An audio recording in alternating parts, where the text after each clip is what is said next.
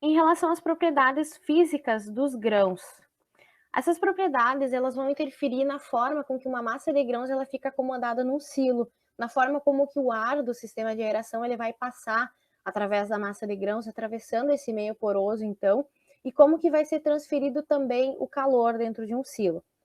O conhecimento dessas propriedades é a partir dele que se desenvolve e se dimensiona todos os equipamentos na colheita, para o manuseio, transporte, secagem e para o armazenamento de grãos. Exemplos de características físicas, então, seriam a questão do teor de umidade, massa específica, volume de grãos, o ângulo de repouso. Então, o ângulo de repouso, ele é o ângulo máximo do talude formado pela deposição de grãos em um plano horizontal. Ele é influenciado pelo formato desses grãos, pela umidade com que esses grãos se encontram e pelo tamanho do grão. O conhecimento desse ângulo de repouso ele é usado para dimensionar diversos equipamentos agrícolas. Interfere principalmente também no preenchimento do volume de um silo, porque quanto menor o ângulo de repouso de um produto, maior vai ser o volume de grãos que eu vou conseguir colocar dentro de um silo com a acomodação natural do produto. Então, ele é medido quando os pós eles caem na superfície por gravidade, formando um cone, que seria o talude, indicando então a fluidez desse pó. Quanto menor for o ângulo de repouso, melhor vai ser a fluidez desse pó. Aqui a gente tem uma figura indicando que a questão do ângulo de repouso, a tangente, o talude que forma, para mostrar então o que isso influencia no enchimento, por exemplo, de um silo. Essa propriedade ela está relacionada então à capacidade estática de carga e descarga de silos e armazéns. E a determinação dessa capacidade estática, ela depende então dessa propriedade. Cada grão tem seu ângulo de repouso, cada tipo de produto, e isso vai influenciar como ele vai se comportar dentro de um silo ou um equipamento de carga e descarga, por exemplo. Então, o mesmo silo, ele tem uma capacidade maior de acomodar grãos de soja em relação ao grão de arroz devido ao seu ângulo de repouso. Conforme essa imagem aqui, a gente vê que o grão de arroz, ele tem um ângulo de repouso de 36, enquanto a soja tem um ângulo de repouso de 30 graus. Ou seja, tem maior capacidade de armazenamento de soja do que de arroz. A porosidade, então, dos produtos é o espaço aleatório formado, então, por um agrupamento de produtos num volume maior. É a relação entre o volume ocupado pelo ar existente na massa de grãos e o volume total ocupado por essa massa. Isso influencia no fluxo, na pressão do fluxo de ar que atravessa a massa de grãos. Então, isso vai refletir diretamente quando é dimensionado um ventilador para o sistema de secagem, por exemplo, ou para o sistema de aeração e na potência desses motores. Esses espaços eles também são influenciados pelo tamanho do grão, pelo formato do grão, se ele é mais arredondado como um grão de soja, se ele é mais elipsoide como um grão de feijão ou mais achatado como o trigo ou o arroz, por exemplo. A compactação da massa de grãos ela vai ocorrer devido ao enchimento de um silo, onde uma camada é depositada sobre a outra. A altura dessa coluna de grãos, por exemplo, no silo, faz com que a camada superior vá pressionando as camadas inferiores e vai reduzindo esse espaço intergranular, reduzindo automaticamente a porosidade da massa de grãos também. Nessa imagem aqui a gente apresenta então a porosidade de alguns grãos, por exemplo, o grão de arroz, 59,6%, o grão de soja, 36,1%. Então, cada grão, conforme seu formato e tamanho, ele vai ter uma porosidade também influenciada pela umidade. A massa específica, ela também é conhecida por peso hectolitro, pH, né? Ou densidade granular, e ela é a razão entre a massa e o volume de uma quantidade de produto, incluindo os espaços intergranulares. Então, o peso hectolítrico corresponde à massa de 100 litros de um produto. Esse conceito de massa, ela se dá na comercialização e no dimensionamento de silos, secadores e sistemas de transporte, e também para determinar teores de umidade e danos causados por insetos e pragas na parte do armazenamento de grãos. Aqui a gente tem, por exemplo, o arroz em casca com um ângulo de repouso de 36 graus, a sua massa específica, que seria no caso de 600 kg por metro cúbico, e a porosidade de 59%, e o milho, por exemplo, 27 graus de ângulo de repouso, uma massa específica de 750 kg por metro cúbico, com uma porosidade de 42%. Então, cada grão tem sua massa específica, seu ângulo de repouso e sua porosidade. Quanto às normas regulamentadoras, também chamadas de NRs. Desde os tempos antigos, no caso, o homem ele segue regras básicas de comportamento e segurança em toda atividade que ele realiza. O desenvolvimento das legislações trabalhistas, ele surgiu nos períodos da industrialização, em razão das más condições apresentadas nos ambientes de trabalho. No ano de 1930, quando Getúlio Vargas assumiu o poder, ele trouxe também novos ideais para o país, principalmente no quesito de segurança de trabalho e regulamentação do trabalho. Surgiu então o Ministério do Trabalho, coordenado pelo ministro Lindolfo Collor, e em 1º de maio de 1939 foi publicada a lei onde estabelecia a legislação trabalhista no país. Em 1943, se teve a publicação de um decreto, então, que aprovou a consolidação das leis do trabalho e foi criado também a segurança e medicina do trabalho. Em 1944, foi incluído na nossa legislação a CIPA, que é a Comissão Interna de Prevenção de Acidentes. No ano de 1978, foi aprovada a criação das normas regulamentadoras, conhecidas como NRs. Elas são de implementação obrigatória e o objetivo é a proteção da saúde e segurança do empregado. Então, em contrapartida com todo o crescimento que a gente teve no setor de armazenagem, veio acompanhado de dados alarmantes no quesito da segurança na atividade da armazenagem de grãos. Os trabalhadores eles são expostos a riscos como explosão, quedas em altura, asfixia, choque, explosão devido ao acúmulo de poeira ou o grande número de espaços confinados que muitas vezes são acessados da forma indevida. Teve um levantamento feito pela BBC News que revelou que entre os anos de 2009 e 2020, pelo menos 125 pessoas morreram em silos no país, principalmente por soterramento. Isso aqueles que foram registrados, fora os que acontecem e nem se tem registro.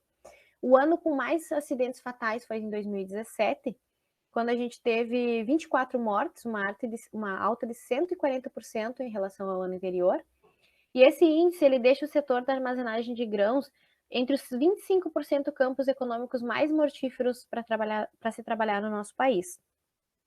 Os estados que tiveram mais casos de acidentes também são os mesmos que lideram o ranking de produção de grãos, ou seja, Mato Grosso, Paraná, Rio Grande do Sul e Goiás. Nos Estados Unidos, que é um país com uma capacidade de armazenamento de grãos 4 vezes superior à nossa, se teve 23 mortes por soterramento em silos no ano de 2017. Então, a normativa técnica NR12, ela tem como objetivo garantir que as máquinas e equipamentos sejam seguros para o trabalhador. Ela analisa todas as informações, desde o ciclo de vida da máquina, o transporte, a utilização, manutenção, até como que vai ser dado, o que fim vai ser dado no final da vida útil dessa máquina, para que o seu operador ele conheça e trabalhe de forma segura. Ela é uma normativa de responsabilidade do empregador, ou seja, a empresa que deve garantir a saúde e integridade física dos seus trabalhadores, segundo essa normativa técnica. A normativa técnica NR35, ela tem relação, então, aos requisitos mínimos e as medidas de proteção para trabalho em altura, envolve desde o planejamento, organização, execução, de modo a garantir a segurança de todos os trabalhadores envolvidos de alguma forma direta ou indiretamente com atividades em altura. E se considera, então, trabalho em altura toda atividade executada acima de 2 metros do nível inferior, onde se tem risco de queda. A normativa de procedimento técnico número 27, a NPT 27, ela estabelece as medidas de segurança de proteção de incêndio e explosões em unidades de armazenamento e beneficiamento de produtos agrícolas ou insumos. Atende, então, ao Código de Segurança contra Incêndio e Pânico do Corpo de Bombeiros da Polícia Militar do Paraná, e se aplica a toda a estrutura de recebimento, beneficiamento e armazenagem de produtos agrícolas e seus derivados. Essa normativa, embora ela seja do Corpo de Bombeiros da Polícia Militar do Paraná, ela está sendo adotada em diversos estados, em diversas unidades a nível Brasil. Então, nos materiais e métodos. Esse projeto ele foi desenvolvido na empresa Kepler Weber Industrial S.A., em Panambi. O levantamento de campo ele foi realizado num cliente, no caso, uma unidade armazenadora de um cliente dessa empresa. Essa unidade escolhida para estudo, ela localiza-se no município de Itaqui, Rio Grande do Sul, tem como foco a armazenagem de arroz. Foi um projeto que vem sendo realizado desde outubro de 2019 já. A região de Itaqui, então, se caracteriza predominantemente pelo uso agrícola intensivo do solo, principalmente ocupada por lavouras de arroz. Então, foi feito um estudo quanto às normas de segurança no acesso dos equipamentos utilizados na unidade de armazenagem de grãos. Foi feito o levantamento de campo e foi escolhida uma parte do fluxograma devido ao tamanho dessa unidade para se analisar o que mudaria a nível de capacidade de recebimento, beneficiamento, se nessa unidade fosse se trabalhar com soja, não apenas como arroz. Foi feita, então, a verificação de todos os equipamentos que não estavam adequados conforme a norma de segurança de acesso, realizado um croquis da unidade, estabelecido junto com o cliente qual seria a normativa a ser tomada como base, que no caso foi a NPT 27, em conjunto com a NR 12. O estudo dessa normativa foi feito, então, para ser realizadas as adequações necessárias, e esse levantamento, esse estudo, ele resultou num croquis composto por 48 silos, desde silo pulmão, armazenador, silo para casca, 6 secadores, 15 elevadores agrícolas e cerca de 1.200 metros de galerias metálicas. Então, para o fluxograma em estudo, foi considerado o arroz, então, como uma massa específica de 0,6 toneladas por metro cúbico e um ângulo de repouso de 36 graus. E na soja foi considerada a massa específica de 0,75 toneladas por metro cúbico com um ângulo de repouso de 29 graus. Essa aqui seria uma vista aérea da unidade da Camil Itaqui, Camil Cambaí, como ela é conhecida, certo? Aqui algumas imagens da unidade em si. Então, os resultados de discussão no que diz respeito à adequação dos acessos aos equipamentos na normativa NPT 27.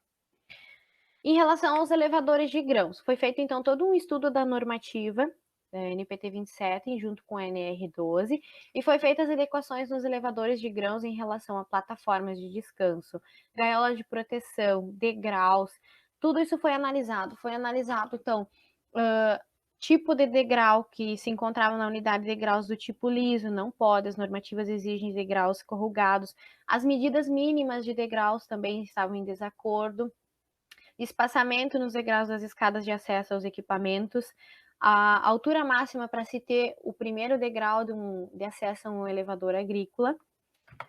Aqui a gente tem algumas fotos dos elevadores, onde é possível ver que muitos deles nem tinham as plataformas intermediárias, como a gente chama, o operador acessava o equipamento direto até a plataforma superior. E as normas, elas exigem que hoje, se você tem um equipamento inferior ou até superior a 10 metros de altura, você tem que ter uma plataforma de descanso a cada 6 metros no máximo. Então, foi feito o desenho de todos os elevadores que estavam em desacordo, foi projetado as plataformas e elas têm que ser intercaladas com espaçamento no acesso entre si, para ser literalmente uma plataforma de descanso para o operador. Essas plataformas, elas têm que ter uma altura entre 1,10 e 1,20 para proteção, para segurança do operador. As barras, os corrimões, os tubos corrimões aqui, então, no caso, foi considerado 4 tubos corrimão para segurança do operador. A questão aqui se tem um rodapé para não ter risco de queda também. Aqui o guarda-corpo, ele tem medidas mínimas, espaçamento máximo entre uma barra e outra de 30 centímetros. Aqui no máximo 1,5 m, também visando a segurança do operador que vai acessar esse equipamento. Aqui tem mais algumas imagens dos elevadores existentes na unidade. Pode-se ver que tinha equipamentos bem antigos, com plataformas em estado bem precário. Aqui as alturas que eu comentei, de 1,10 m a 1,20 m. Aqui o acesso, então, no caso, tudo que for acima de 2 metros é considerado trabalho em altura, tem que ter gaiola de proteção, certo? Aqui a questão de 0,70, uns 70 centímetros entre as barras aqui em relação ao rodapé. Tudo isso foi feito, analisado, visando a segurança da pessoa que for acessar esse equipamento.